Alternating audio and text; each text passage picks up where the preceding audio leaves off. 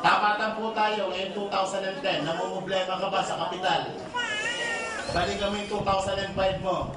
Noong 2005 ba, yan din ba ang problema mo? O tingnan nyo mabuti mga kapatid, 5 taon na po ang nagdaan sa buhay natin, ang problema mo di nababago. Pag may problema, may solusyon. Gusto mo isolve natin? Para masolve ang problema, dapat alam mo yung pinagmumula ng problema. Tama mo ba? Tingin nyo, anong problema? Anong cause? At bakit ang problema mo di nababago? Ang isang dahilan po dyan, yung ginagawa mo dito, hanggang ngayon, yun pa rin ang iyong ginagawa. Tama po ba? Sabi nga, if you always do what you always done, you always get what you always get. So, anong dapat gawin? Change. Tama po ba? And for things to change, you have to change. Tama po ba? Kailangan magkaroon ka ng kaunting pagbabago kasi kung itutuloy mo yan for the next 5 years, darating po ang 2015, yung problema mo ngayon, darating to, yan pa rin ang problema mo. Tama po ba? Walang pinagkaiba po yan sa isang drum na may pumapasok na tubig. Tingin nyo, mapupuno hindi. Paano ang butas ang drum? O, listen, ito po yung nangyari sa atin for the past 5 years. Kumikita ka ng 10,000, gumagastos ka ng 10,000, may savings wala. Kung ito ang senaryo ng buhay mo, kapatid, medyo maalarma ka. Bakit? Kahit pagtrabaho ka ng matagal na panahon, hindi po mapupuno yan. So, anong dapat mong gawin? Eh, di tapalan yung butas na yan para mapuno yan. Eto, ano yung butas na yan? Yan po yung tinatawag natin mga needs o mga basic needs. Ano yan? Anyan po ang pagkain, mga utilities, ilaw, tubig, telepono, upa sa bahay, apartment, tuition. Ang dami niya mga butas. Minsan may mga emergency pa, malalaking butas. Ang tanong, pwede bang tapalan ng butas para mapuno? Anong yes? Pwede bang wala mo ng pagkain? Mabubuhay ka ba sa oxygen lang? Mga anak, inhale. Pwede ba yun? Pwede ba naka-schedule ang pagkain ng mga anak nyo? Mga anak, cost reduction tayo ha. Ang kain nyo, MWF na ha. Kami lang dati, EPHS. Pero ano po si Lola? Every Sunday nyo lang na. Pwede ba yun? Hindi pwedeng tapalan ng butas. Tama po ba? So, anong point doon? Kapag dito ka nakapokus, ang tawag yan is scarcity mentality. Pilit mo kinukontrol to na hindi mo naman kayang kontrolin. Bakit ang nagkocontrol po dyan is outside world? Kahit mag-rally ka araw-araw sa Malacanang, hindi bibaba ang presyo ng bilihin. So, anong dapat mong gawin? Kontrolin ang bagay. Ngayon 2010, ang kukontrolin mo yung bagay na kaya mong kontrolin. Ano yun? Itong kinikita mo. Walang pipigil sa'yo na magdagdag ng kita. Tama po ba? Let's say, pinasok mo yung 2010 ng AIM Global, ang negosyo ng AIM Global. Inaral mo for 4 months. After 4 months, nag-generate ito sa iyo ng 40,000 kada isang buwan. Ito na ang senaryo ng income mo. May part-time ka na 40, may full-time kang 10. 50 ang pumapasok, 10 ang ginagastos. May savings, wala. At pag may savings, mapupuno hindi. At pag napuno, pwedeng umapaw? Pag umapaw, ito na po yung pinakamasarap na parte ng buhay mo. Bakit pag umapaw mo ng gastusin, ilagay mo sa isang mas malaking lalagyan? And your money makes money. Tama ko ba? Bakit? Yung perang nilagay mo dito, mas mabilis mapupuno to. Bakit kumikita uli yan, nag-generate uli ng income yan? Tama ko ba? At pag napuno yan, ito yung nakukuha ng pamilya natin. Ano yan? Wants. Iba po ang wants sa needs. Ito yung masarap na parte ng buhay natin. Gusto mong pagkain, gusto mong kotse, gusto mong pag-aralan ng anak mo, gusto mong doktor pag may sakit ka. Pag medyo maliit po ang kinikita natin, hindi po yung gusto natin na nasusunod. Kundi yung gusto nito na ipakain sa anak mo, yung gusto niya na tirahan mo, yung gusto niya ospital para sa'yo. Nangyayari hindi.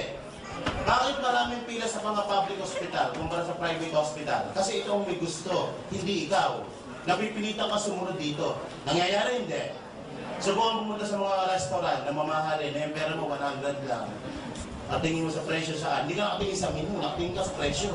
Di ba, match pay naman ito, tama. Pag tingin mo sa presyo, eto, 40 yan, extra rice. Di ba? Sa pag ito na po, ito yung tinatawag natin mga dreams. May mga pangarap po ba tayo? Yes! Nangarap ka ba ng magandang sasakyan? Yes! Magandang bahay? Yes! Malaking savings? Yes! Less than mga 30 million ang pangarap mo at nakuha mo. Tingin mo, pwede o pwede? Pero paano? Bakit ko ginamit ng 30 million? According sa study, ito po 30 million, pag na-hit mo yan, yung kinikita nito, kung nakalagay sa isang investment yan, sapat yan for your wants and for your needs. So, anong dapat mong gawin? Marami pong paraan, maraming avenue para kitain yan. Pwede kang pumasok dito. Ito yung tinatawag ng mga self-employed at mga empleyado. Pwede ka rin dito, yung tinatawag na business at mga investment. Kung ikaw ngayon, i-check natin, nasa ka ngayon, kung ikaw ngayon ay nasa kategorya ganito, na sumusweldo ng 10,000 per month sa loob ng isang taon, magkano na ipon? 120,000. 10 taong ka magtrabaho, magkano po ang savings? 1.2 million kung 10 taon mo hindi ginagastos to. Ibig sabihin na ikikain ka sa kapitbahay mo, na ikishampoo ka, na ikiligo ka, for 10 years may 1.2 million ka. Salog ka ng lipunan. Sino mo dito mga employed na katulad ko? Taas mo kamay. Taas, okay mahiya. Okay, lalaki ko natin. Sir, ilang taon na po kayo? 28. Ilang taon na po kayo nagtatrabaho, sir? 28 din? Incarnate ba, sir? Ilang taon ka nagtatrabaho? 6 years. Ang tanong, nakakayo ka ba ng 10,000 per month sa loob ng 10 na taon? Okay, sir. Ang goal, ano pangalan mo, sir? Josh. Okay, ano pangalan? Josh. Ang goal mo ngayon, Josh, bigyan ka ng target ha. Ang goal mo in 2010, dapat na-hit mo yan. Ang goal mo is to hit 30 million. So, simula June, Josh, i-save mo yan. Para pagdating next year, June, meron kang 120,000. 10 years, 10 working years, ibig 38 ka, may 1.2 million ka. Ang goal mo is 30 million. For 10 years, may 1.2 ka. Ito ang goal mo. Ibig sabihin, maihit mo yan, kung ito ang iniipon na per month, maihit mo yan at the age of 328. Ito si Abraham, Diyos. Kaya hindi. Anong point? Hindi ko inaapi ang pagiging empleyado kasi more than half of my life andito ako. Gusto ko lang po ipakita sa inyo na kapag naandito ka, you are just working for your needs. You're not working for your fortune or for your wants. So, anong dapat gawin? Kapag isang lugar ang gusto mong puntahan at hindi kaya ng vehicle, mag-a-upgrade ka ng vehicle. Tama po ba? Parang ganito. Ang time limit mo lang is 2 hours. Pupunta ka ng Cebu. Pwede ka mo mag-roro? Hindi. O pwede ka mag-barko? Anong dapat mo gawin? Anong vehicle na gamitin mo? Aeroplano. So meron kang iihit na ganito. Hindi mo kaya kuhanin dito kasi aabuti ka ng 328. Kahit laki mo ng laki restaurant, hindi mo kaya abutin yan.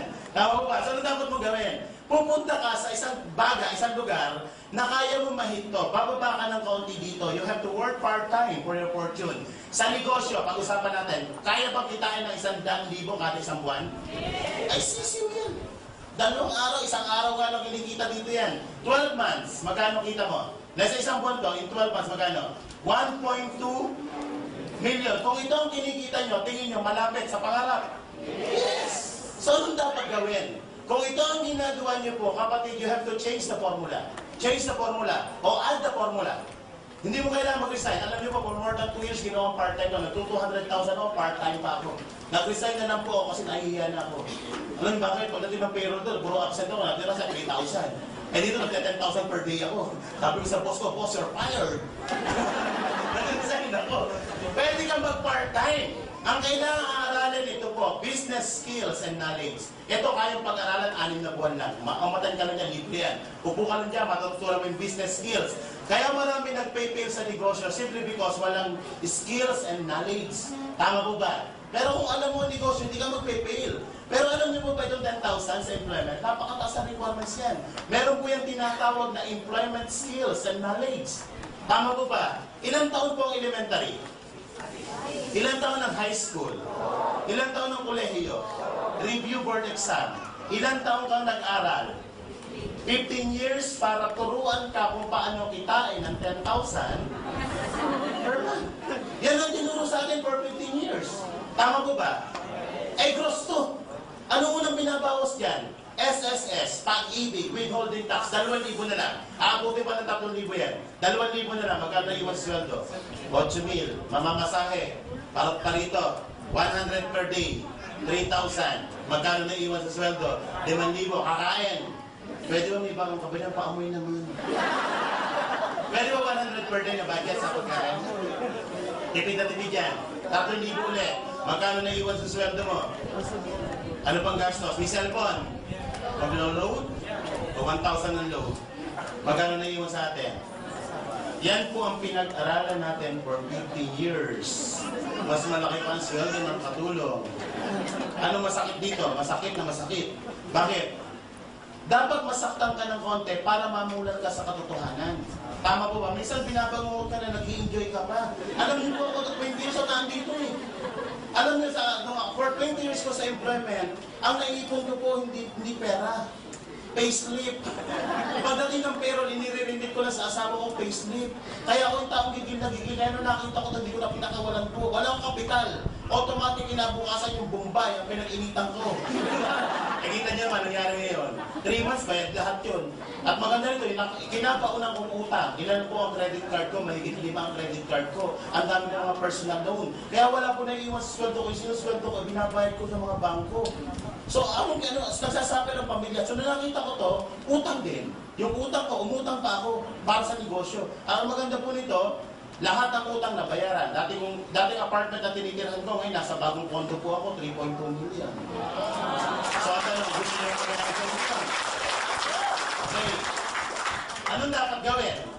Skills and knowledge. Bago ka magsimula, dapat may kapital. Tama mo ba? Wala pong negosyo, walang kapital. Tataya ka ng konti, hindi ka mananalo sa loto pag hindi ka